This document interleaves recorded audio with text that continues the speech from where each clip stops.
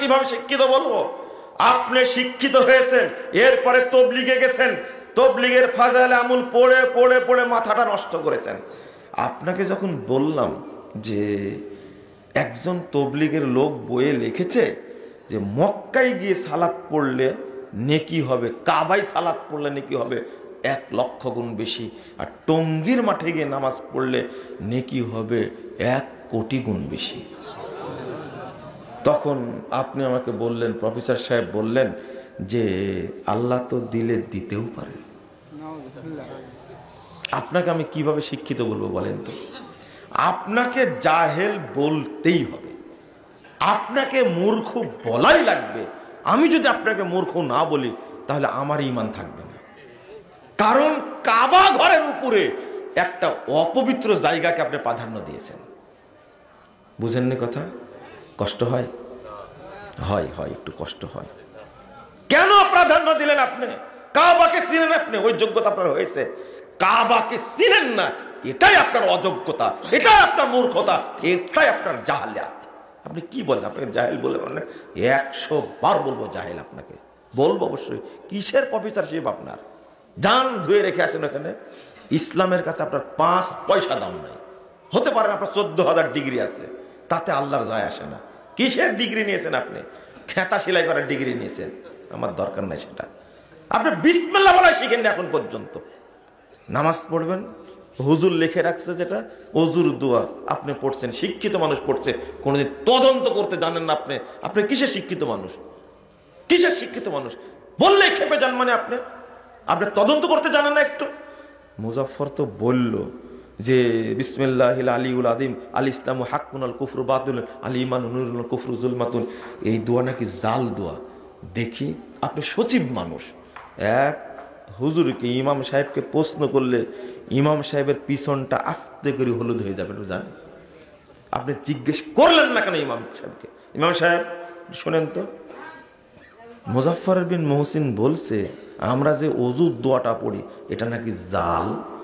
আচ্ছা, দলিল কোথায় আছে একটু জেনে দেবেন তো আমাকে, বলেন তো। প্রতিদিন তার পিছনে সালাত পড়েন আপনি, এই কথা আপনি বলতে পারতেন।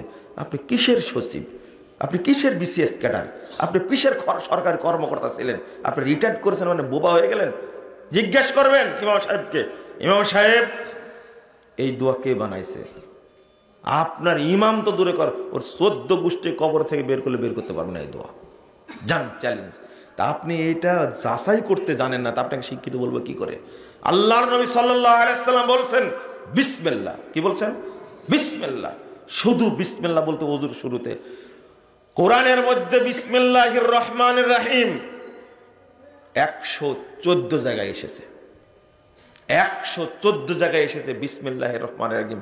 বিসমিল্লাহির রহমানির রহিম একটা সূরা বাদ দেয়া বাকি 113টি সূরার আয়াত, এক সূরা 2 বার আসছে, তাহলে 114 বার বিসমিল্লাহির রহমানির রহিম কোরআনের মধ্যে।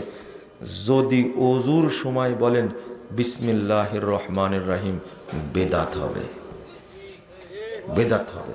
কারণ আল্লাহর নবী এত বড় বলেননি, বলেছেন কতটুকু? বিসমিল্লাহ, এতটুকুই বলতে হবে। তাহলে হুজুর যে দোয়াটা তৈরি করলো, একজন মুরব্বী আমাকে বলছেন এত বড় দোয়া জাল, মানে ওনার বিশ্বাস যে বড় দোয়া জাল হয় না। তো আপনাকে আমি কি করে শিক্ষিত বলতে পারি বলেন? এটা তদন্ত করতে পারলেন না আপনি? আপনাকে আমি পবিত্রই মনে করি না, আপনি পবিত্র হতে জানেন না। আপনি আজীবন খাড়া থেকে পেশাব করেছেন, জানেন আপনি? হ্যাঁ, এই হোটেলগুলোতে দাঁড়ায় পেশাব করার ব্যবস্থা করে রাখছে আমার জন্য, আমার জন্য, আমার জন্য। খাড়া থেকে পেশাব করে কে? এক পা তুলে পেশাব করে কে? আপনি যখন দাঁড়ায় পেশাব করছেন আপনার লজ্জা লাগে না? কিসের শিক্ষিত মানুষ আপনি? তা আমরাও তো পড়েছি বিশ্ববিদ্যালয়ে, আমাদের তো দাঁড়িয়ে পেশাব করা লাগে না। আপনার লাগে কেন? আপনি যে শিখ পাই পড়েছেন এই ব্যবস্থায় তো মূর্খতা। আপনি বসতে পারেন না আর পানি নেন আপনি? আপনি কি পবিত্র? এক ঝাড়া দেন আর চলে যান আপনি। আপনার শরম, হায়া, লজ্জা, শিক্ষা তো নাই নাই, আপনার মধ্যে ভদ্রতাও নাই। আবার ঠিক বলছে, লজ্জা শরমও নাই। কি আশ্চর্য বলে, নিজের আবার ঠিকও বলছে। আমি বলছি, খালি শুনেন। আপনি দাঁড়ায় পেশাব করলেন কেন? বাংলাদেশের কোন হোটেলে এই ব্যবস্থা থাকবে না, আপনার জন্য রাখছে তারা। আপনি দাঁড়ায় পেশাব করেন আর খুব গর্ব করছেন। আমার আব্বার কাছে বিয়ে নিয়ে গেছিল, নামটাই বলে ফেললাম, যা গল্পই বলবো না। থাক, আল্লাহ যেন আমাদের উপর রহম করে। আপনি বুঝতে শিখেন, দয়া করে আপনি বুঝতে শিখেন, আপনি বুঝতে শিখেন। আপনি বুঝতে শিখেননি, আমি আপনাকে বুঝাচ্ছি এইভাবে। আপনার বয়স 80 বছর, মসজিদে যখন উঠেন তখন বলেন আল্লাহুম্মা ফতাহ লি আবওয়াবা রাহমাতিক। 80 বছর যাবত এই বাক্যটার অর্থ জানেন না, এক নেকিও হয়নি আপনার, এক নেকিও হয়নি। আপনি বলছেন আল্লাহুম্মা রাব্ব হাযিহি দাওয়াতি তাম্মা ওয়াস সালাতিল কায়িমা আতি মুহাম্মাদিল ওয়াসিলাতা ওয়াল ফাদিলা ওয়া বাসহু মাকাম মাহমুদাল্লাযী ওয়াত্তা। এই দোয়া পড়ছেন আপনি 80 বছর যাবত, অর্থ বুঝেন না, এক নেকি হয়নি আপনার। যদি হয় নেকি, আপনার সাথে আমার বিট হবে, চ্যালেঞ্জ হবে, চ্যালেঞ্জ। আল্লাহু আকবার বলে হাত বেঁধেছেন, আল্লাহুম্মা বাঈদ বাইনি ওয়া বাইনা খাতায়ায়া কামা বা'আদতা বাইনাল মাশরিকি ওয়াল মাগরিব, আল্লাহুম্মা নাক্কিনি মিনাল খাতায়া কামা ইউনাক্কা সাওবুল আবাদ মিনাদ দানাস। পড়েন না? এটা অর্থ জানেন না, এক নেকি হয়নি এখন পর্যন্ত। বয়স যদি 70 হয়ে থাকে, এক নেকি হয়নি। বয়স যদি 80 হয়ে থাকে, এক নেকি হয়নি। বয়স যদি 50 হয়ে থাকে, এটা পড়ছেন 50 বছর যাবত, জানেন না অর্থ, এক নেকি হয়নি। আলহামদুলিল্লাহি রাব্বিল আলামিন আর রহমানির রহিম মালিক ইয়াউমিদ্দিন ইয়্যাকা না'বুদু ওয়া ইয়্যাকা নাস্তাঈন ইহদিনাস সিরাতাল মুস্তাকিম। আপনি পড়ছেন 60 বছর যাবত, জানেন না, এক নেকি হয়নি, এক নেকি হয়নি। আপনি পড়ছেন সুবহান রাব্বিয়াল আযীম, সুবহান রাব্বিয়াল আযীম, আপনি অর্থ জানেন না। সুবহুন কুদ্দুস রব্বুল মালাইকাতির রূহ, অর্থ জানেন না। সেজদা থেকে উঠে বলছেন আল্লাহুম্মা গফিরলি ওয়ারহামনি ওয়াজবুরনি ওয়াহদিনি ওয়াআফিনি ওয়ারযাকনি, জানেন না অর্থ, এক নেকি হয়নি।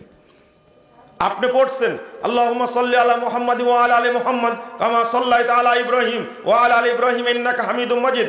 আপনি পড়ছেন আল্লাহুম্মা ইন্নী যালামতু নাফসি যালমান কাসীরা ওয়া লা ইয়াগফিরু যুনুবা ইল্লা আনতা ফাগফিরলি মাগফিরাতাম মিন ইনদিক ইন্নাকা আনতাল গফুরুর রহিম, অর্থ জানেন না, এক নেকি হয়নি আপনার। আপনি পড়ছেন আল্লাহুম্মা ইন্নী আউযু বিকা মিন আযাবি জাহান্নাম ওয়া আউযু বিকা মিন আযাবিল কবর ওয়া আউযু বিকা মিন ফিতনাতিল মাসিহিদ দাজ্জাল ওয়া আউযু বিকা মিন ফিতনাতিল মাহইয়া ওয়াল মামাত আল্লাহুম্মা ইন্নী আউযু বিকা মিনাল মাসামি ওয়াল মাগরাম।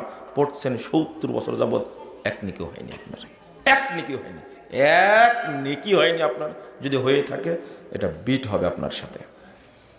আপনি পড়লেন আল্লাহুম্মা হদিনি ফিমান হাদাইত ওয়া আফিনি ফিমান আফাইত ওয়া তাওয়াল্লানি ফিমান তাওয়াল্লাইত ওয়া বারিক লি ফিমা আতাইত ওয়া কিনি শাররা মা কাদাইত ফাইন্নাকা তাকযি ওয়া লা ইউকযা আলাইক। পড়ছেন আপনি 70 বছর যাবত, ভিতরে পড়ছেন, কোনটা অর্থ জানেন না, এক নেকি হয়নি। পড়ছেন আল্লাহু আকবার,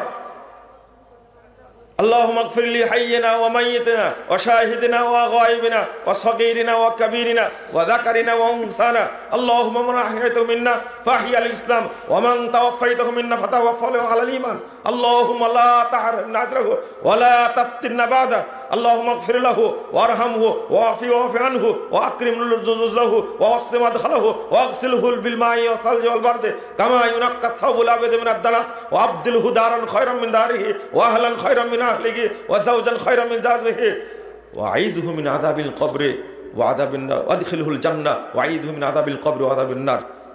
দোয়া পড়ছেন জানাজাতে বহুদিন যাবত, অর্থ জানেন না, এক নেকি হয়নি। আপনাকে কিভাবে শিক্ষিত বলবো বলেন? ইমাম ইবনুল কাইয়্যিম রাহিমাহুল্লাহ বলেছেন বিইজমাইস সালাফ, শুনে রাখো তোমরা, ইন্নাল্লাহা লা ইয়াকতুবু লিল আবদি মিন সালাতিহি ইল্লা মা কালা মিনহা। সালাতে বান্দা যা পড়ে, সালাত সম্পর্কে যদি না জানে, আল্লাহ তার কোনো নেকি লিখবেন না। কি বলছেন? ইন্নাল্লাহা লা ইয়াকতুবু লিল আবদি মিন সালাতিহি ইল্লা মা কালা মিনহা। তবে যতটুকু বুঝে ততটুকু নেকি লেখা হবে, বুঝে না নেকি লেখা হবে না।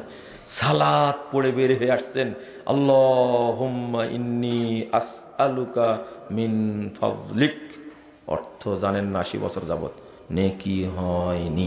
যদি হয় আমার সাথে দেখা করবেন। আপনাকে বলবো হলো কি করে, প্রমাণ করে দেবেন। নেকি হলে কি, সালাত কবুল হলে কি এত বড় মুনাফিক হতে পারে? নামাজ পড়েছে 70 বছর যাবত, এখন পর্যন্ত জিনা করে। নামাজ পড়ছে 70 বছর যাবত, এখনো সিগারেট ছাড়েনি, বিড়ি ছাড়েনি, মিথ্যা কথা ছাড়েনি, সুদ ছাড়েনি, হারাম ছাড়েনি, ও জিনা ব্যভিচার পরকিয়া ছাড়েনি, এখন পর্যন্ত ছাড়েনি। ওকে আপনি বলেন যে ও মুমিন? মুসল্লি তো পরের ব্যাপারে ভাই, ও মুমিন কিনা, ও মুসলিম কিনা, ও টাটকা মুনাফিক একটা। আব্দুল্লাহ বিন উবাই কয়েকদিনের মুনাফিক, আব্দুল্লাহ বিন উবাই 7-8 বছরের মুনাফিক, আর আপনি 70 বছরের মুনাফিক। বলেন তো কে বড়? বুঝেন না মনে কথাটা? ধাপা ধরে আছেন কেন? এতক্ষণ ঠিক বললেন, এখন বলেন। যে 7-8 বছরের মুনাফিক ও বড় মুনাফিক না আপনি বড় মুনাফিক? তওবা তওবা তওবা। যে পাপকে পরোয়া করে না সে কি মুনাফিক? এর মাঝখান থেকে দুঃখ লাগে, কষ্ট লাগে। আমি আজকে শুনে হতবাক হয়েছি, বাংলাদেশের একজন শ্রেষ্ঠ আলেম, আহলে হাদিস আলেম বলতে যাকে এক বাক্যে বুঝি এবং চিনি, এত কষ্ট পেয়েছে মন্তব্য শুনে। প্রফেসর ডক্টর মুসলিউদ্দিন, তিনি আহলে হাদিসদের একজন কর্ণধার। তার ঠোঁট কাটা কথা বলেন সরাসরি, কাউকে পরোয়া করেন না। তাই বলে আপনি তাকে পাগল ছাগল বলবেন?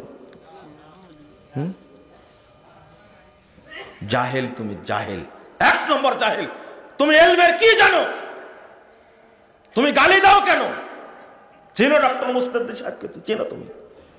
বাংলাদেশে একজন আহলে হাদিস সম্পর্কে জানা একজন লোক গেছে, একজন লোক বেঁচে আছে বাংলাদেশে এখন। আমার যতটুকু জানা আছে তার মধ্যে আমি মনে করি বাংলাদেশে আহলে হাদিস ঐতিহ্য, ইতিহাস সম্পর্কে এবং জ্ঞানী হিসাবে 1 নম্বরে মনে করি প্রফেসর ডক্টর মুস্তাফিজ সাহেবকে। ব্যাপক তুমি চিনোই না তাকে? সারা বাংলাদেশে নাকি তাকে গালি দিচ্ছে। আমি আগে শুনিনি, আজকে শুনেছি। তুমি খাড়াতে পেশাব করো না? ওই ব্যাকুব, তোমাকে চিনি না আমি? তুমি কতদূর পড়াশোনা করেছো? তাকে তোমার যোগ্যতা আছে না? আলেমদের সম্পর্কে কথা বললে মুখ সামলায় কথা বলবো, খবরদার। তুমি বাদরামি করবা, আর তোমার বিরুদ্ধে বললে তুমি খেপে যাবা। দালালি করে আহলে হাদিস না আমরা। আহলে হাদিসদের ঐতিহ্য আছে আলহামদুলিল্লাহ, ওটা মনে করতে হবে, ৭০ বার মনে করতে হবে। ব্যাকুব, তুমি গালি দিচ্ছ কেন তাকে?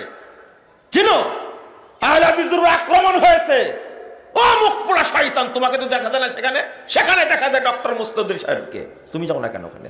তোমাকে ডাকেও না কেউ। মুস্তাফিজ সাহেব এলেম জানো তুমি? আশ্চর্য হয়েছে, হতবাক হয়েছিল ভাই। এই দেশের দাওয়াতি কাজ করবেন কিভাবে? আমি যে বললাম আপনাকে, আরো ভালো কড়া করে বলার দরকার ছিল। সি সি সি সি। এই প্রতিবাদ করেছে কেউ? একজন মুসল্লি, 17-18 বছর একজন ছেলে আল্লাহর নবীর তরিকায় সালাত আদায় করেছে মসজিদের মধ্যে। সে ঘুষখোর না, সুদখোর না, ধর্ষক না, খুনি না, স্বার্থসাৎকারী না, সে একজন মুসল্লি। 17-18 বছর একটা ছেলে সালাতের মধ্যে আমিন বলেছে, তাকে সব মুসল্লি মেরে পিটাইছে। তুমি তার বিরুদ্ধে প্রতিবাদ করেছো? তুমি একটা সুন্নাত প্রতিষ্ঠা করতে হাজার হাজার আলেমের রক্ত গেছে, তুমি কয়টা রক্ত দিয়েছো? তোমার কি হয়েছে? তোমার নামে কয়টা মামলা আছে? তোমার লজ্জা করে না? আলেমদের সম্পর্কে তোমরা কথা বলো কেন? কথা বলবে আলেমদের সমালোচনা আলেমরা করবে। তুমি তো জাহেল। জাহেল শব্দটা তাহা কি তুমি জানো না?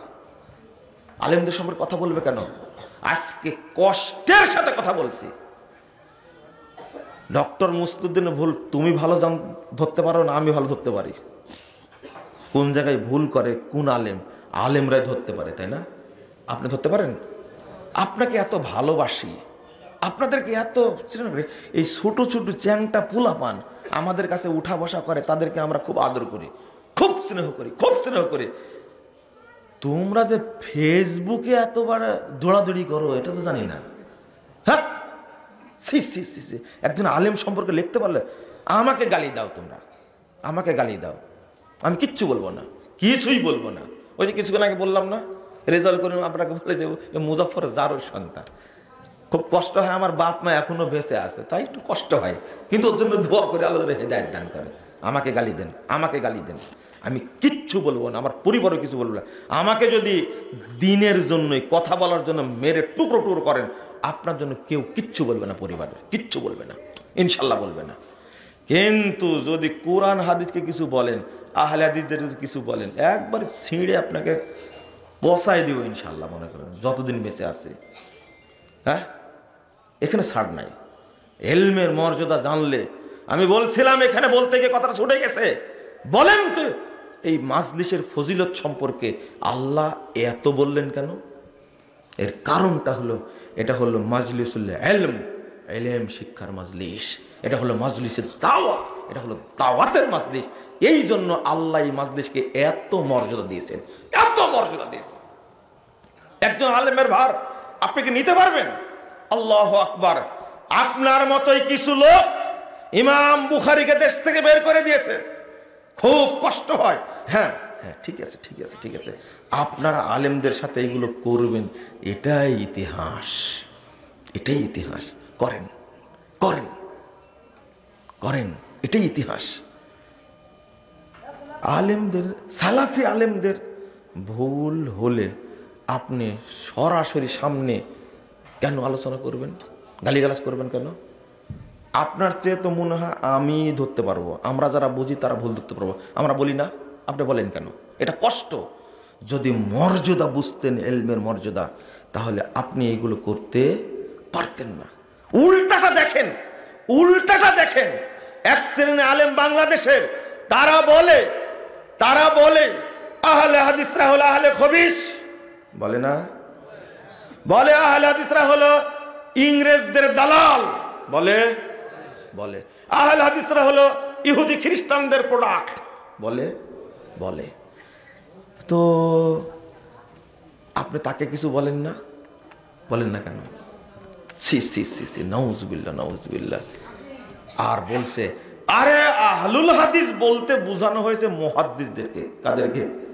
মুহাদ্দিসদেরকে বলা হয়েছে। ও, একজন আজকে প্রশ্ন করেছে, তাহলে তো দেখছি হাদিসের সব ইমামই আহলে হাদিস ছিলেন। হ্যাঁ, আপনি এটা মিথ্যাচার করছেন কেন? দেখেন, সব ইমাম আহলে হাদিস, তার একটু চুলকানি শুরু হয়ে গেছে। আমি লিখছি, তা আপনারা কি ঘোড়ার ঘাস কাটলেন? বুঝেননি কথা? ইমাম বুখারী যদি আহলে হাদিস হয় আপনার কথায়, ইমাম মুসলিম যদি আহলে হাদিস হয়, ইমাম আবু দাউদ যদি আহলে হাদিস হয়, ইমাম তিরমিজি যদি আহলে হাদিস হয়, ইমাম নাসাই যদি আহলে হাদিস হয়, ইমাম ইবনে মাজাহ যদি আহলে হাদিস হয়, ইমাম আহমদ বিন হাম্বল যদি আহলে হাদিস হয়, ইমাম মালিক যদি আহলে হাদিস হয়, ইমাম শাফি যদি আহলে হাদিস হয়, ইমাম আবু হানিফা যদি আহলে হাদিস হয়, আপনারা কি ঘোড়ার ঘাস কাটলেন? কি করেছেন আপনারা তাহলে? আজকে বলছেন, কারণ ওই যে ইমাম বুখারী রাহিমাহুল্লাহ বক্তব্যটা পেশ করেছে আজকে, তাই চুলকানি শুরু হয়েছে। ইমাম বুখারী রাহিমাহুল্লাহ হাদিস নিয়ে আসছেন, লা তাযালু তাইফাতুম মিন উম্মতি যাহিরিল হক লা ইয়াদুররুহুম মান খাযালাহুম হাত্তা ইয়াতি আমরুল্লাহ ওয়া হুম কাযালিক। একটা দল সর্বদা হকের উপরে বিজয়ী থাকবে, তাদেরকে কেউ ক্ষতি করতে পারবে না, তারা ওইভাবেই থাকবে, ইতিমধ্যে কিয়ামত চলে আসবে। ইমাম বুখারী রাহিমাহুল্লাহ বলছেন, খালকু আফআলিল ইবাদ, এই বইটার মধ্যে 39 পৃষ্ঠায় বলতে গিয়ে বলছেন, লা তাযালু তাইফাতুম মিন উম্মতি ইয়ানি আসহাবাল হাদিস, অর্থাৎ এই কাফেলাটার নাম হলো আহলুল হাদিস কাফেলা। বলেন আলহামদুলিল্লাহ।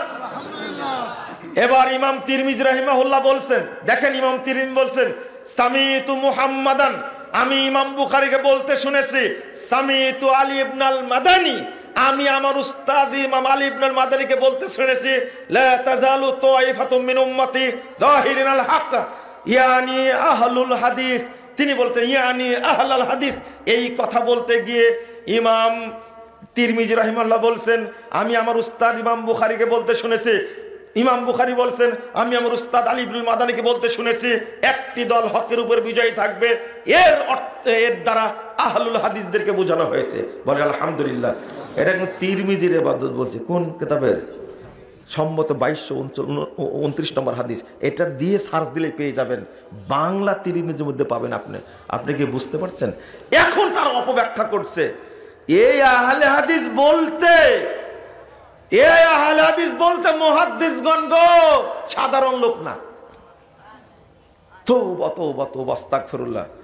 তুমি কি চোখে দেখোনি যদি আহলে হাদিসরা যদি ইহুদিদের গোলাম হয়, যদি তাহলে আবু সাইদ খুদরিকে আহলে হাদিসদের ইংরেজদের গোলাম বলতে হবে, ইমাম সাহাবীকে বলতে হবে ইংরেজদের গোলাম, আবু হুরায়রাকে বলতে হবে ইংরেজদের গোলাম। নাউযুবিল্লাহ, নাউযুবিল্লাহ, নাউযুবিল্লাহ, নাউযুবিল্লাহ। আবু সাইদ খুদরি রাদিয়াল্লাহু আনহু বলছেন 1741 নম্বর হাদিস, মারহাবাম বিওয়াসিয়াতি রাসূলুল্লাহ সাল্লাল্লাহু আলাইহি ওয়াসাল্লাম, আল্লাহ রাসূলের নির্দেশ অনুযায়ী তোমাদেরকে আমরা স্বাগত জানাচ্ছি, মারহাবা জানাচ্ছি। আমারানা রাসূল সাল্লাল্লাহু আলাইহি ওয়াসাল্লাম আন্নু আসসালাকুল মাজলিস ওয়া আন্নুফাহিমালাকুল হাদিস। আল্লাহ রাসূল আমাদের নির্দেশ দিয়েছেন আমরা যেন মজলিসে জায়গা করে দিই, আমরা যেন তোমাদেরকে হাদিস বুঝাই। কেন?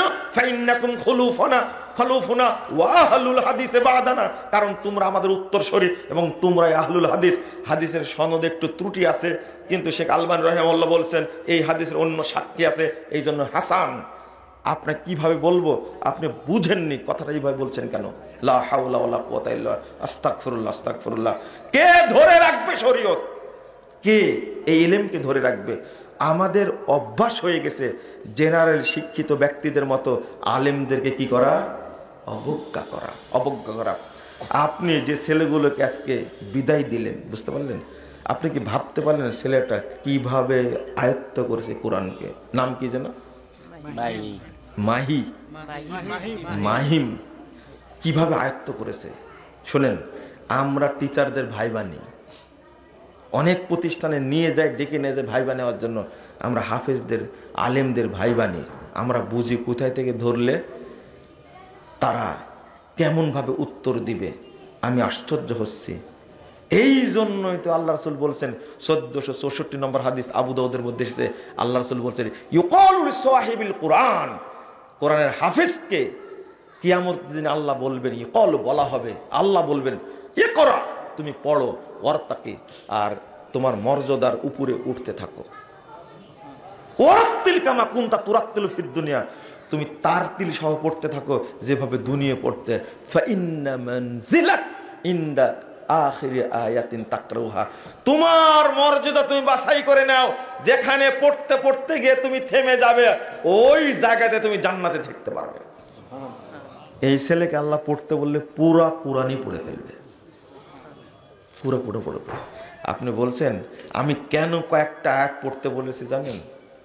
এই ইলমের তাই শেষে যে আয়াতটা পড়তে বলেছে ওয়াসলিহলি ফি যুররিয়াতি শানি ফি যুররিয়াতি ইন্নী তুবতু ইলাইকা ইন্নী মিনাল মুসলিমিন। আল্লাহু আকবার। আল্লাহর কাছে সন্তানের জন্য কিভাবে দোয়া করতে হবে আল্লাহ এই জায়গাতে শিখিয়ে দিয়েছেন। বন্ধুরা আমার, যে কথা বলতে চেয়েছিলাম আর একটা হাদিস উল্লেখ করি। রাসূলুল্লাহ সাল্লাল্লাহু আলাইহি ওয়াসাল্লাম বলছেন ইউনশাকু কবরুহু, কিয়ামতের দিন, তার আগের হাদিসটা 3325 নম্বর হাদিস দারাকুতনির মধ্যে এসেছে। আল্লাহ রাসূল বলেছেন যে কোরআন মুখস্থ করবে, যে অন্তর কোরআন মুখস্থ করবে, এই ব্যক্তিকে কবরে আযাব দেওয়া হবে না, কিয়ামতের মাঠে তার কোনো পরীক্ষা নেওয়া হবে না। আপনি এর আগে একটা হাদিস শুনেছেন যে ব্যক্তি জুমার দিন রাত্রে এবং দিনে মারা যায়, জুমার দিন রাত্রে বা দিনে যে ব্যক্তি মারা যাবে আল্লাহ তাকে কবরের ফিতনাতে কি করবেন? রক্ষা করবেন, তার কবরে আযাব হবে না। এই হাদিস উল্লেখ করে আল্লামা আব্দুর রহমান মুবারকুর রাহিমাহুল্লাহ বলছেন অর্থাৎ তার কবরে হিসাবই নেওয়া হবে না। সুবহানাল্লাহি ওয়া বিহামদিহি। আমি এটা দ্বারা বুঝাতে চাইলাম আল্লাহ যাকে হেফাজত করবেন, অর্থাৎ এই হাফেজদের কবরে কোনো হিসাবই হবে না। হাফেজদের মায়ের হবে, তাহলে হাফেজদের বাবার হবে না? না, হবে না। হাফেজদের বাবা মায়েরও কবরে হিসাব হবে না, কারণ সন্তানের যে মর্যাদা পিতা মাতারও সেই সমান মর্যাদা দেবেন আল্লাহ রাব্বুল আলামিন, বরং তার চেয়ে বেশি মর্যাদা দিবেন। আসলে রাতও গভীর করে ফেলেছি আমরা, আর আমি মানে কি বলবো, আমার কথা বের হচ্ছে না। আমি এই হাদিসটা অনুবাদ করে একটু শোনেন, কেন বের হচ্ছে না জানেন? মনে হচ্ছিল যে তখনই ছেড়ে দিই, এই ছেলের কথা শুনে তখনই ছেড়ে দিই মনে হচ্ছিল। আমি এতটাই মানে আবেগী হয়ে গেছিলাম তখন, এতটাই। রাসূল সাল্লাল্লাহু আলাইহি ওয়াসাল্লাম বলছেন, কিয়ামতের মাঠে, কিয়ামতের দিন যখন ইউনশাকু কবর, যখন হাফেজের কবরটা ফেটে যাবে, হাফেজের কবর কি ফেটে যাবে, হাফেজ যখন উঠে দাঁড়াবে তখন কোরআন জিজ্ঞেস করবে, হাল তারিফুনি, কোরআনুল কারীম হাফেজের কবরকে কিয়ামত পর্যন্ত পাহারা দেবে। বুঝেননি মনে হয় কথাটা, তাই না? আরো হাদিস আসছে, হাফেজের কবর বা যে ব্যক্তি তেলাওয়াত করতো কোরআন, তার কবরকে পাহারা দেবে কে? কোরআন পাহারা দেবে। যখন ফেটে যাবে তখন কোরআন জিজ্ঞেস করবে, হাল তারিফুনি, এই তুমি কি আমাকে চিনতে পারছো, দেখো তো চিনতে পারো কিনা। কে বলবে? কোরআন বলবে। তখন বলছে, লা আরিফুক, আমি তো তোমাকে চিনতে পারছি না, আমি তোমাকে চিনতে পারছি না। তখন বলছে, আনা সাহিবুকাল কোরআন আল্লাযী আজমাতুক ওয়া সাহারতুল লাইলা, আমি তো তোমার সাথী, সেই কোরআন যেই কোরআন তোমাকে পিপাসায় পানি পান করতে দেয়নি, তুমি তেলাওয়াত করতেই থাকতে, যেই কোরআন তোমাকে ঠিক মতো ঘুমাতে দেয়নি, আজকে তোমার প্রাপ্য আমরা দেব। আল্লাহু আকবার। রাসূল সাল্লাল্লাহু আলাইহি ওয়াসাল্লাম বলছেন, তার ইউকসা তাজুল ওয়াকার, মর্যাদার তাজ তার মাথায় পরানো হবে। তারপরে ওয়াইকসা লিওয়ালিদাহু, তার পিতা মাতাকেও এমন দুইটা কাপড় পরানো হবে, কিয়ামতের মাঠে সবাই ন্যাংটা থাকবে, কিন্তু হাফেজদের বাপ মায়ের পরনে কাপড় থাকবে। লা ইয়াকুমু বিহিমাদ দুনিয়া, সারা পৃথিবী এবং যার মধ্যে যা কিছু আছে সব বিক্রি করার পরে, সব দান করলেও এই হাফেজের পিতামাতার দুইটা কবরে সরাসরি পাহারা দেবে কে? কোরআন পাহারা দেবে, হাফেজের কবর পাহারা দেবে। যখনই কিয়ামতের মাঠ হয়ে যাবে, ও যেন ভয় না করে, সাথে সাথে পরিচয় দিবে, আনা সাহিবুকাল কোরআন, আরে আমি তোমার সাথী কোরআন, তোমার কোনো ভয় নেই। এরপরে বলছেন, তার মাথায় পরানো হবে, সে তো ন্যাংটা, পিতা মাতা ন্যাংটা, সব ন্যাংটা থাকবে, কিন্তু হাফেজের বাপ মাকে কাপড় পরানো হবে। হাফেজের অভিভাবক যারা হয়তো মাদ্রাসায় ছিল, খাওয়াইছে, ছোট্ট একটা বাচ্চা আমার সামনে বলল, মৃত্যু কি মিয়া যেন বললো আমার বাপের নাম, দিলবার বলল, এটা কিন্তু এতিম। কি এটা? আপনি কিন্তু তার মাথায় হাত দিয়েছেন? একজনও দেননি। আমি কিন্তু মাথা হাতে পাচ্ছিলাম না, টুপি মাথায় দিয়েছিল, কিন্তু পিঠটা নেড়ে দিছি, একটু পিঠটা নেড়ে দিছি। এর আবার কত মর্যাদা হতে পারে? রাসূল সাল্লাল্লাহু আলাইহি ওয়াসাল্লাম বলছেন, ইন্না লিল্লাহি আহলিন, কিয়ামতের দিনে আল্লাহর অনেকগুলো পরিবার থাকবে। আহলুল কোরআনে আহলুল্লাহ, আল্লাহু আকবার। কিয়ামতের মাঠে কোরআনের হাফেজগণ হবে সরাসরি আল্লাহর পরিবার, খাসসাতুহু, আর আল্লাহর খাস বন্ধু হবে হাফেজগণ। সুবহানাল্লাহ। কেন বলেন তো? কোরআন হলো আল্লাহর কালাম। কার কালাম? আল্লাহর কালাম।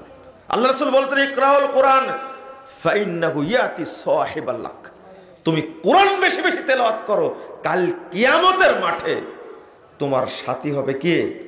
কোরআন, এবং তোমার জন্য সাক্ষী দান করবে। আমি আপনাকে যেটা বুঝাতে গেছিলাম, যার মধ্যে দিনের জ্ঞান নাই, ওই ব্যক্তি মূর্খ মানুষ। কি মানুষ? মূর্খ মানুষ। আজকে আর পরিষ্কারভাবে বলছি, আপনারা কোনোদিন স্কুল কলেজে ছাত্র পড়াবেন না, মনে থাকবে, একজনও পড়াবেন না। এই শিক্ষা ব্যবস্থা হলো কুফরি শিক্ষা ব্যবস্থা। কি ব্যবস্থা? কুফরি ব্যবস্থা। বর্তমান যুগে আলেম হওয়ার পরেও মাদ্রাসা শিক্ষায় শিক্ষিত হয়ে জাজ হওয়া যায়, ব্যারিস্টার হওয়া যায়, ম্যাজিস্ট্রেট হওয়া যায়, সচিব হওয়া যায়, ডাক্তার হওয়া যায়, ইঞ্জিনিয়ার হওয়া যায়, সরকারি কর্মকর্তা হওয়া যায়। এখন স্কুল কলেজে পড়ানোটাই হারাম, হারাম, হারাম, হারাম।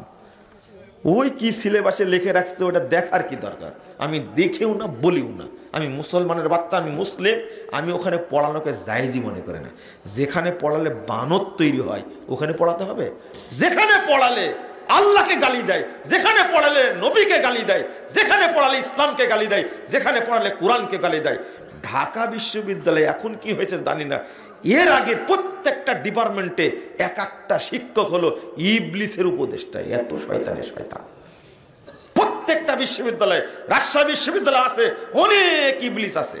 এখন কি হয়েছে তা জানি না, তবে এমন ইবলিস আছে এরা কত কত কত মহিলাকে ধর্ষণ করে নিজেও জানে না।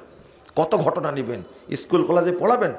এই মাদ্রাসাতে যে কুকর্ম হয় না আমি বলিনি, কিন্তু কয়টা হয়, কয়টা হয়, কয়টা হয়? মাদ্রাসার শিক্ষকরা করলে অনেক বড় পাপ। আর তোমরা ভিকারুন্নিসা নামে একটা স্কুল আছে ঢাকাতে, আছে না? আইডিয়াল নামে একটা স্কুল আছে ঢাকাতে, আছে না? আমি আরো কি নাম বলবো? আমার শরম আছে, অত নাম বলবো না। ইডেন কলেজ নামে একটা কলেজ আছে, সেই কলেজের একটা মহিলা একবার সাক্ষাৎকার দিয়েছিল। আস্তাগফিরুল্লাহ আস্তাগফিরুল্লাহ। যারা ভর্তি হয় ইডেন কলেজে তাদের তাদের একজন স্বামী কারোই নাই, এর আগে কয়েকজন হয়ে গেছে, তাই নাউজুবিল্লাহ। নিজেই লেখছে, নিজেই লেখছে। আপনার এরপরে শরম করে না, লজ্জা করে না, হায়া করে না? আপনি এরপরে সেখানে পড়াবেন, কেন পড়াবেন আপনি? আপনার কাছে আমার দাবি, আপনার কাছে দাবি, আগে বেসিকটা ইসলাম শিক্ষা দেন, তারপরে আপনি শিক্ষা দেবেন কি? বুঝেননি মনে হয় কথাটা? আমি কি ডাক্তার হতে নিষেধ করলাম? আমি কি ইঞ্জিনিয়ার হতে নিষেধ করলাম? না, নিষেধ করিনি। উচ্চ শিক্ষায় শিখা যায়। আপনি বুঝবেন, অবশ্যই বুঝবেন। আমি যে কিছুক্ষণ আগে বললাম যে এখন পর্যন্ত যে ইবাদতগুলো করছেন এটা আপনি জানেন না। আপনি মসজিদে ঢুকতেও জানেন না। আরে জুতা পরতে জানেন না আপনি এখন পর্যন্ত। মসজিদে যখন ঢুকবেন তখন কি করে ঢুকবেন বলেন তো? আগে কোন পা দিবেন? আগে জুতা কোন পা খুলবেন? তাহলে ডান জুতা, তাই না? এই যে বলছে ডাইনে ঢোকার যদি ভুল হয় তাহলে কোনটা? তাহলে ওটা প্রশ্নের জবাব দেওয়া লাগে? আগেই তো বললেন ডান পা খুলতে হবে। ওই যে বললাম জুতা খুলতে জানেন না আপনি। জুতা পরার সময় ডান পা পড়তে হবে, খোলার সময় বাম পা। বাম পা খুলে জুতার উপরে পা রেখে তারপরে ডান পা খুলে মসজিদের দিকে দিতে হবে। কথা বুঝতে পারলেন? প্রমাণ হলো এখন পর্যন্ত আপনি জুতা পরাই জানেন না। মসজিদে ঢুকে হুট করে গিয়ে বসে পড়েন, এটা হলো ইবলিসের কাজ। কার কাজ? এটা হলো ইবলিসের কাজ, বেদাতি কাজ। ইবলিস বেদাত আবিষ্কার করেছে, ইবলিসের কাজ আপনি করলেন। এত বড় লোক আপনি, এত বড় উচ্চ শিক্ষিত, নাকি মসজিদে বসার আপনার আদব হয়নি এখন পর্যন্ত? মসজিদে বসার আদব হয়নি। আমি যদি গিয়ে বসে পড়ি আপনার টেবিলের সামনে, ওই আপনাকে বসতে বলেছে, দাঁড়ান, আপনি আমাকে বললেন বেয়াদব। কিন্তু আপনাকে এখন যদি আমি বেয়াদব বলি কেমন লাগবে আপনার? আপনি মসজিদে গিয়ে বসে পড়লেন, আমি যদি বলি আপনি একটা বেয়াদব, মসজিদের আদব জানেন না, তখন বলবেন হ্যাঁ মুজাফফর এত বড় কথা বলে। জি, আপনার অফিসে গিয়ে যদি বসি তখন আপনি বসতে বলেছি আপনাকে, দাঁড়ান, বসতে বললে বসবেন। তুমি যে কত বড় শয়তান আমার জানা নাই, আমার জানা নাই, আমার জানা নাই। তুমি এসপি সাহেব জানা নাই? তোমার মা তোমাকে জন্ম দিয়েছে, আমার মনেই হয় না তুমি এত খারাপ কাজটা ব্যবহার তোমার, তুমি তো করো। তা আমি মসজিদে যাওয়ার কথা বললাম, ওখানে গিয়ে 2 রাকাত সালাত পড়ে নাকি আমি পাবো না তুমি পাবা? তুমি তো বসতেই জানো না, মসজিদে আদবই নাই, স্যান্ডেল পড়তে জানো না তুমি, তোমাকে শিক্ষিত বলবো কি করে? রাগ করেন না, কথা বাস্তব, এটাই বাস্তব। আমি কিভাবে আপনাকে বুঝাবো? মসজিদে ঢুকে আগে 2 রাকাত পড়তে হবে। জুতা আপনি কিনেছেন, কিন্তু পড়ার সময় নবীর কি লাগবে? সুন্নাত লাগবে। মসজিদ আপনি তৈরি করছেন, ঢুকতে হলে আল্লাহর নবীর আদব লাগবে। বুঝেছেন কথা? আপনি জানেন না তো, খুব কষ্ট হয়। আপনি এখন পর্যন্ত কোরআনটা পড়েন বাংলা ভাষায় উচ্চারণ করে, রিটায়ার্ড হয়ে গেছেন, এত জোরে বাংলা ভাষায় উচ্চারণ করে পড়ছে কোরআন। আপনি কি জানেন কোরআন বাংলা উচ্চারণ করে পড়া হারাম? পড়লে পাপ হবে। কোরআন বাংলা উচ্চারণ করে পড়লে পাপ হবে। মাদ্রাসার প্রোগ্রাম আর যে কোরআন নিয়ে আসছে এখান থেকে লেখা আছে নুরানি হাফেজি কোরআন শরীফ। এই কোরআন যেন একটা মাদ্রাসায় না থাকে। কথা বুঝেননি? কোরআন শরীফ থাকবে কেন? কোরআন শরীফ, এই শরীফ আলা কোরআন থাকবে কেন? আব্দুল সালাম ভাই, এখন কয় কপি কোরআন লাগবে? আমি বললাম পাঠা দেবো কালকে ইনশাল্লাহ। খবরদার না, কোরআন শরীফ আলা কেউ কিনবেন না, দানও করবেন না। এর মধ্যে রুকু ঢুকানো আছে, দেখছেন আপনারা? এর মধ্যে রুকু ঢুকানো আছে। এই পিছনে বেদাতের দোয়া লেখা আছে। আপনি বেদাতদের কাছ থেকে লিখবেন, ওরা ব্যবসা করে খাচ্ছে, বেদাত বিক্রি করছে। কোরআনের পাশে তাবিজ দেওয়া আছে, তাবিজের নকশা দেওয়া আছে, কোরআনের মধ্যে যোগ করেছে ওয়াকফে জিবরিল, কোরআনের মধ্যে যোগ করেছে ওয়াকফে সাল্লাল্লাহু আলাইহি ওয়াসাল্লাম, কোরআনের মধ্যে যোগ করেছে মানে কি সূরা ফাতিহার প্রথম আয়াত হবে বিসমিল্লাহির রহমানির রহিম। মদিনা নুসখাতে আছে, তুমি বিসমিল্লাহকে আয়াত বলনি কেন? ছাপাইছো কেন কোরআন? ব্যবসায়ী এরা, বেদাতি, নির্লজ্জ, বেহায়া, এরা কোরআন হাদিস নিয়ে ব্যবসা করে। নাউজুবিল্লাহ, আস্তাগফিরুল্লাহ। আপনি কেন করবেন এটা? কোরআনের নাম হলো কোরআনুল কারীম, আল কোরআনুল কারীম, অথবা আল কোরআনুল হাকিম, অথবা আল কোরআনুল মাজিদ হবে। শরীফ লেখছে কেন? এটা হলো বেদাতীদের লেখা। আপনি আবার লেখছেন নুরানি, আবার হাফেজি। নুরানি মানে কি? এটাও আল্লাহ নূর। নুরানি টুপি, নুরানি জর্দা, নুরানি মেসওয়াক, নুরানি পায়খানা, নুরানি পেশাব, নুরানি জুতা, সব নুরানি করে, নুরানি মাদ্রাসা। আরে বেটা বলি এটা নুরানি না বলে মক্তব বলেন। কি বলতে হবে? মক্তব। নুরানি বলার অর্থ কি জানেন? সব আল্লাহর নূরে তৈরি হয়েছে। নাউজুবিল্লাহ, আস্তাগফিরুল্লাহ, সব আল্লাহর অংশ। আপনারা রাগ করেন না ভাই, আমি কষ্টের সাথে বলছি, আপনাদের আমি অনুরোধ করে বলছি শিক্ষা অর্জন করবেন, সঠিকটা শিক্ষা করবেন, মনে থাকবে, সঠিকটা শিক্ষা করবে। আপনারা কষ্ট পাচ্ছেন, আমিও কষ্ট পাচ্ছি, রাত বেশি হয়ে গেছে। আল্লাহ যেন আমাদের মাফ করে দেন, বলুন আমিন। যেটা আবেদন জানাইছে কি এগুলো? এরা নেই কয়েকটা প্রশ্ন দেখেন। নাম আব্দুস সালাম, কয়েকটা প্রশ্ন দেখেন। হ্যাঁ, মসজিদে ঢোকার দোয়া শিখা দেব? হ্যাঁ, ভুলটা কি শিখেছেন?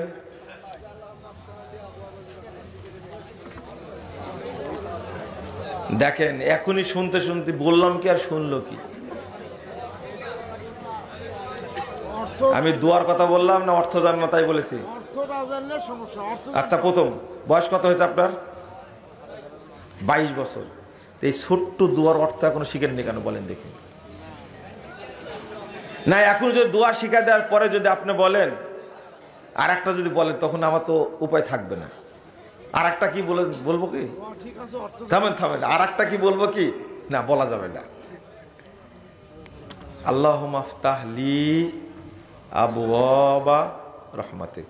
আল্লাহ, হে আল্লাহ, ইফতাহ লি, আমার জন্য খুলে দাও, আবওয়াবা রাহমাতিক, তোমার রহমতের যত দরজা সব খুলে দাও। এত সুন্দর দোয়া, অর্থ জানি না। এই যে বোতলটা আছে, বোতল নাই আজকে, বোতল দিয়ে বুঝাই। কই দেখি বোতলটা? এই যে এই বোতলটা যদি আপনি উপরে চাটতে থাকেন, 60 বছর চাটেন আপনি, প্রতিদিন 3 ঘন্টা করে চাটবেন, এই বোতলের মধ্যে কি আছে আপনি স্বাদ পাবেন? কি করতে হবে? সালাত, এর নাম সালাত, এর নাম সালাত। সালাত বুঝেই পড়া লাগবে। আমি কোরআনের কথা বলিনি, কিসের কথা বলেছি?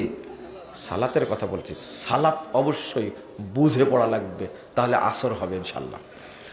মসজিদে প্রবেশ করার পর যদি দেখি জামাতের মাত্র 1 মিনিট বা 2 মিনিট আছে, তাহলে কি সালাত পড়া যাবে? আপনি যদি দাঁড়িয়ে যান সালাতে, একামত হলে ছেড়ে দিবেন, আপনি পূর্ণ নেকি পাবেন। আর যদি মনে করেন যে এখন তাড়াহুড়া হয়ে যাবে, পড়বো না, আপনি দাঁড়ায় থাকবেন, বসতে পারবেন না। আপনারা কি ফজিলত খুঁজে পান না, তাই না?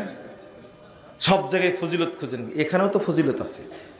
2 রাকাত তাহিয়াতুল মসজিদ পড়ার ফজিলত হলো মরার আগে জান্নাতে যাওয়া। এই ফজিলত খুঁজে পান না চোখে? 80 বছর বয়স হয়েছে, এখনো মসজিদে ঢুকতে জানেন না।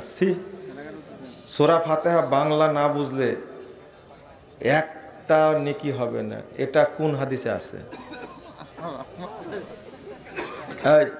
আমি এটা বলিনি কথাটা? হ্যাঁ, বললাম না? বিজমাই সালাত, সাহাবী, তাবির সবার ইজমা, এক নেকি হবে না। তোমার কানে ঢুকলো না?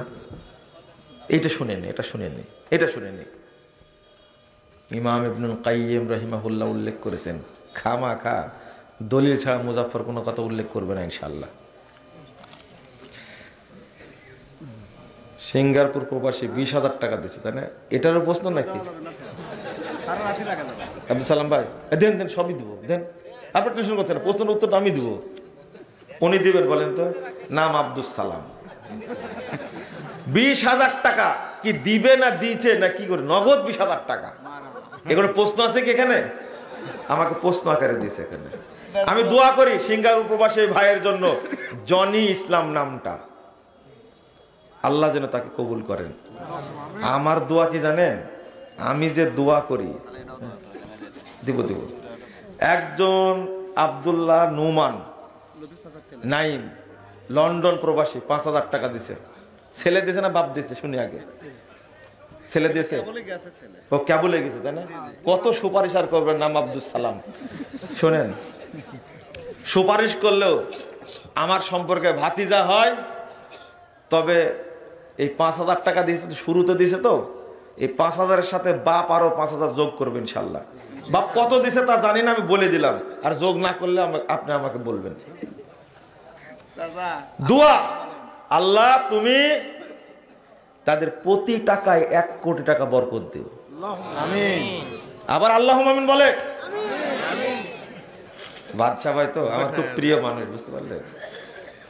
বর্তমানে অনেক জায়গায় মহিলা বক্তা দ্বারা মহিলাদের ওয়াজ মাহফিল হয়। জাহান্নামে যাওয়ার জন্য আর কিছু করা লাগবে না।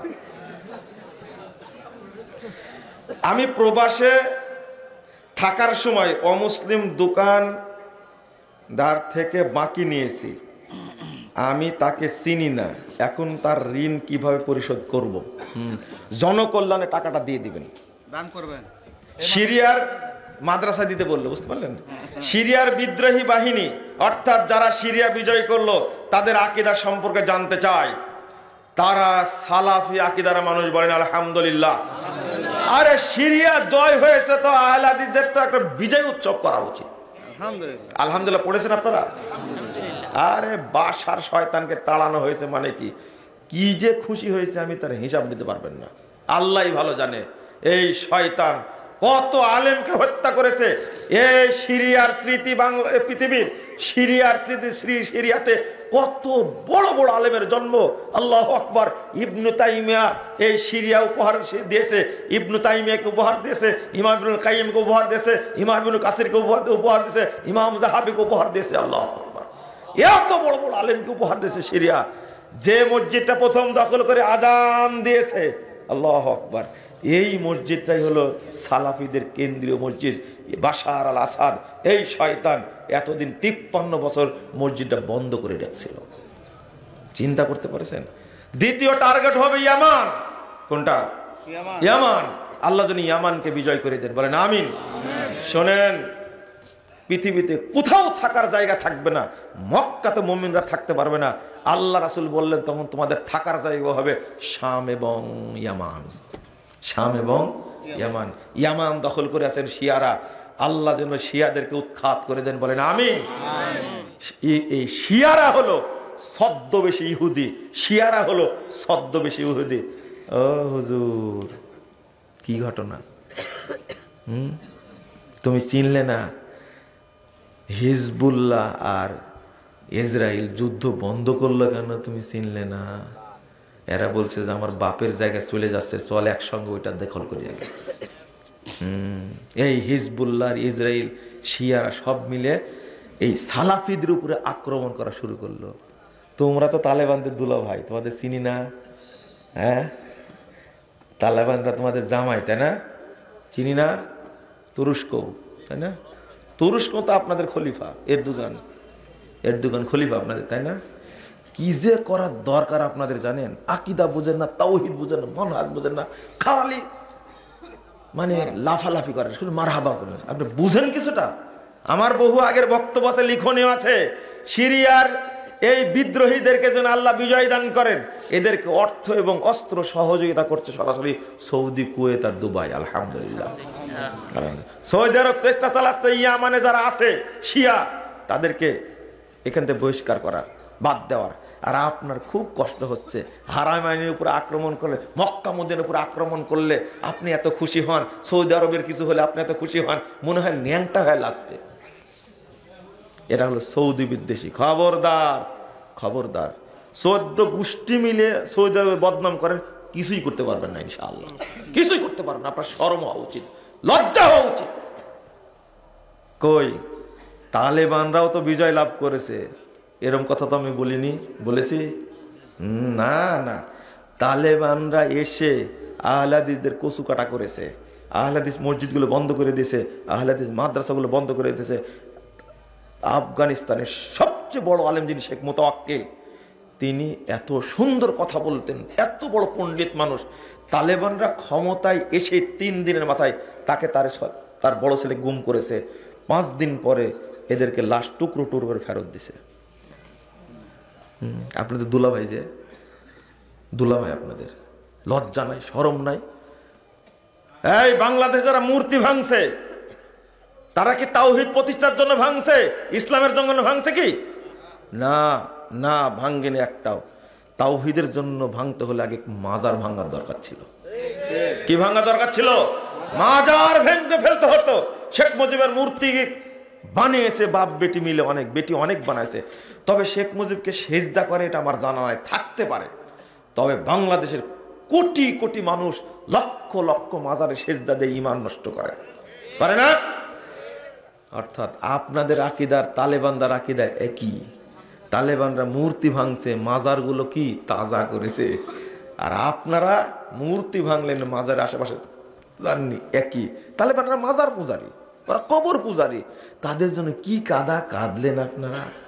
আরে চোখে স্যাপ দিয়ে কাঁদছে। শরম করেন, একটু শরম করেন। এর নাম আকীদা, এর নাম কি? আকীদা। বুঝেন না তাই, বুঝেন না তাই লাফাচ্ছিলেন। এই একটা জিনিস বুঝাই, ইউক্রেন আর রাশিয়ার যুদ্ধ লেগেছে, আপনি কার পক্ষে? হ্যাঁ, কারো পক্ষে না, তাই না? একটা পক্ষ নেন না। আপনার অন্তর জ্বলে না? আপনার অন্তর জ্বলে না? আচ্ছা, এবার প্রশ্ন করছি, হিজবুল্লাহ আর ইসরায়েল মারামারি লাগছে, কার পক্ষে আপনি? কার পক্ষে? কত কাঁদছেন আপনি। হিজবুল্লাহকে চিনেন আপনি? হিজবুল্লাহকে চিনেন? হিজবুল্লাহকে চিনেন? এই হিজবুল্লাহ, লা হাওলা ওয়ালা কুওয়াতা ইল্লা বিল্লাহ, এই হিজবুল্লাহর কি নাম? মারা গেল প্রথমটা কি জানেন? হিজবুল্লাহর প্রধান, sorry Hasan Nasrullah. Hassan Rouhani মনে হয়েছিল, হাসান নাসরুল্লাহ। হাসান রুহানি ইরানের। হাসান নাসরুল্লাহ বলেন তো কে ছিল? জানেন না, জানেন না। হাসান নাসরুল্লাহ, ইরানের কাসেম সুলাইমানি, এই কয়েকজন নিয়ে একটা টিম ছিল, কমিটি ছিল, যারা ইরাকে, ইয়ামানে, সিরিয়ায় যারা সালাফি আছে তাদেরকে হত্যা করার জন্য টিম গঠন করা ছিল। সেই টিমের প্রধান ছিল হাসান নাসরুল্লাহ। এবার হয়েছে, এবার হয়েছে। বৃহস্পতি, আমি হানাফি মাযহাবের অনুসারী। 12 তাকবীরে নামাজ পড়ার জন্য অনেক দূর থেকে আহলে হাদিস ঈদগাহে আসি। প্রশ্ন হলো, 6 তাকবীর ঈদের নামাজ হবে কি? সুন্নাত হলো 12 তাকবীরে পড়া। কয় তাকবীর? সুন্নাত। 6 তাকবীরের পক্ষে কোনো সহিহ হাদিস নাই।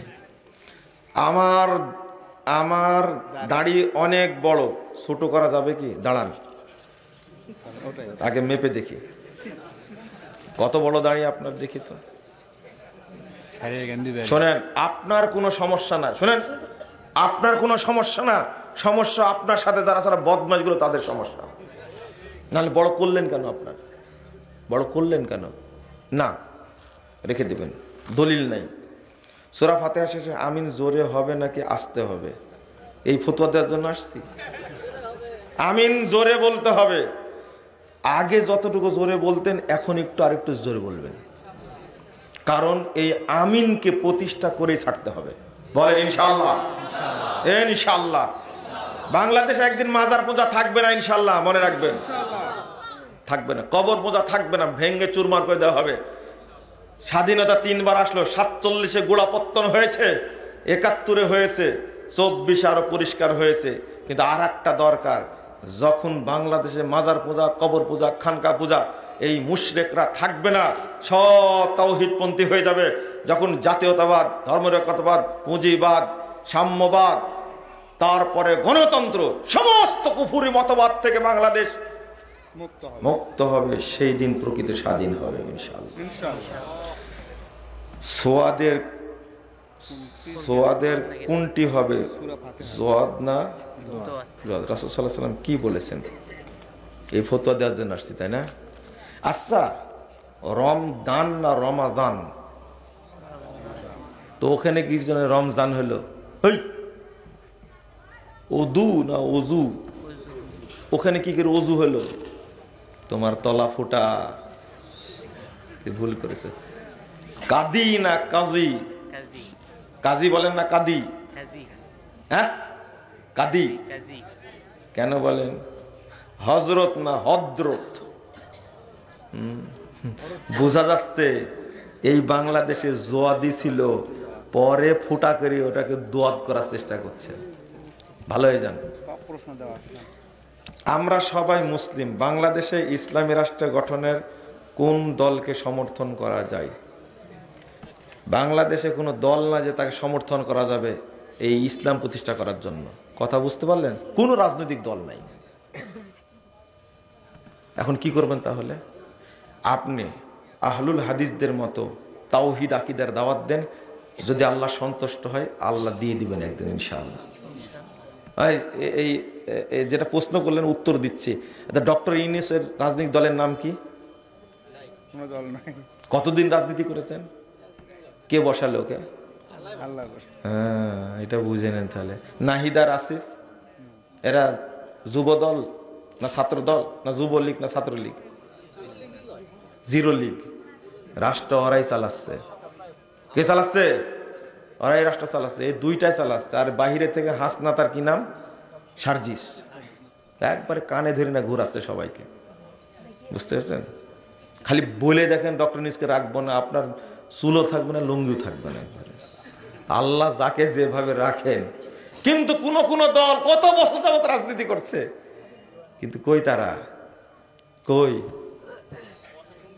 না। আমাকে বলছে মুজাফফর সাহেব আর কতদিন আকীদার মানহাজের ওয়াজ করবেন, আমাকে বলছে।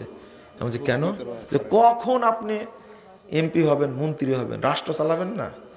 আমি বললাম যে দারুণ কথা বলেছেন তো, আপনারাই চালান, একটু আপনারাই চালান। দেখলাম তো আপনারা চালালেন 16 বছর, শেষে 5 মিনিট টাইম পাননি। এই কথা শুনে কি লাভ? বুঝেননি কথা? সেনাপ্রধান বলছে নাকি টাইম 45 মিনিট, 5 মিনিট দেরি হলে ঢুকে পড়লে আর যাওয়া হবে না, এখনই যেতে হবে। 2 মিনিট টাইম চেয়েছিল নাকি বক্তব্য রেকর্ড করার জন্য। আপনাদের হাসিনা পারেনি। থামেন থামেন থামেন। বিএনপির মতো একটা দল বিশাল, তার কাজই নাকি স্বৈরাচার চালানো। অথচ একটা 80 বছরের 88 বছরের 81 বছরের একটা বৃদ্ধা মহিলা অসুস্থ, মেডিকেলে থাকে, এই লোকটাকে দেশের বাইরে পাঠাবে চিকিৎসার জন্য, তাই পারলো না। ফখরুল সাহেবের নামে 750 মামলা। এই কাঁথা সেলাই করে কি লাভ রে ভাই? কি লাভ? জামাত ইসলামের মানুষ ভাইয়েরা কত আন্দোলন করলো, কত পুরাতন দল। আরে বিএনপির চেয়ে পুরাতন দল জামাত ইসলামী, তাই না? পুরাতন দল। যখন 1941 সালের 26 আগস্ট জামাত ইসলাম গঠিত হয়, তখন বাংলাদেশের প্রথম সহসভাপতি ছিলেন মাওলানা আব্দুর রহিম। সেই সময় থেকে জামাত ইসলাম আসে। 1900 কত সালে যেন মওদুদী সাহেব, 55 দিনে না কত যে মওদুদী সাহেব আসেন, আমার তারিখটা ভুল হচ্ছে মনে হয়, আসেন। এত বড় সংগঠন, ডাগা নেতাকে একবারে জনগণের সামনে ফাঁসির কাস্টে ঝুলায় শেষ করে দিল, কিছুই করতে পারলো না। এত বড় একজন মুফাসসিরে কোরআন আল্লামা সাঈদী সাহেবকে জেলখানায় 13টা বছর রেখে তিলেতে মেরে যখন মরেই না, তখন ইঞ্জেকশন পিস করে মেরে দিল, কিছুই করতে পারলো না। এই কাঁথা সেলাই করার দরকার নাই আমার, আপনারা করেন না, শান্তিতে থাকতে দেন। বুঝেননি কথা? বুঝেননি এখনো? সেলাই করেন, আপনারা সেলাই করেন। 9,950 বছর ঈসা আলাইহিস সালাম কি নূহ আলাইহিস সালাম দিয়েছেন, কত বছর? আমাদের সময় লাগবে 9,000 বছর। অতদিন পর্যন্ত ধৈর্য আছে ইনশাআল্লাহ। কত বছর? 9,000 বছর ইনশাআল্লাহ। তাওহীদের সমস্যাটা কি জানেন? দেশ থেকে হিজরত করা যায়, কিন্তু ঈমান থেকে কখনো হিজরত করা যায় না। রাজনীতি থেকে অবসর নেওয়া যায়, কিন্তু ঈমান থেকে অবসর নেওয়া আহলে হাদিসদের সমস্যা এটাই। দান করা অথবা ধার পরিশোধ করা, কোনটা আগে? ঋণ পরিশোধ করা আগে। এতিমখানা, মসজিদ, মাদ্রাসা, ইসলামী জালসায় হারাম টাকা দান করা যাবে কি? শরমও নাই আপনাদের। সুর দিয়ে বক্তব্য দেওয়া যাবে কি? আহলে হাদিস এটা নিয়ে অনেক ভেদাভেদ আছে। কে ভেদাভেদ করেছে? সুর করে বক্তব্য দেওয়া জায়েজ, কিন্তু উচিত না। কথা কি বুঝতে পারছেন? সালাফরা এইভাবে বলেছেন, আমি এইভাবেই বললাম, কিন্তু যারা বলে হারাম, কাবিরা গুলা, নাজায়েজ ইত্যাদি বলে, এটা ঠিক না, এভাবে বলা যাবে না। কোরআন তেলাওয়াতটা সুর করে পড়তে হবে, আমরা সুর করে পড়ি না। কিন্তু একটা স্বাভাবিক একটা বিষয় নিয়ে আপনাদের এত দ্বন্দ্ব কেন? বাড়াবাড়ি। সাহেব দাড়ি কাটা অবস্থায় মারা গেলে কি হবে বুঝবেন মারা যাওয়ার পরে? আমাকে জিজ্ঞেস করছেন কেন? এটা ফরজ ইবাদত করেননি, কাবিরা গুনাহ হয়েছে, তওবা ছাড়া মাফ হবে না। আপনার শরম থাকা উচিত। সব সুন্নাত রেখে যায়, কবরে মানুষ একটা সুন্নাত নিয়ে যায়, সেটার নাম কি? তাও লজ্জা হবে না? আপনারা নাকি আহলে হাদিস। যদি আমি ভালো কাজ করি, ইবাদত বন্ধ করি, উপযুক্ত বয়স হয়েছে, বয়স আছে কি? ছেলেরা প্রায়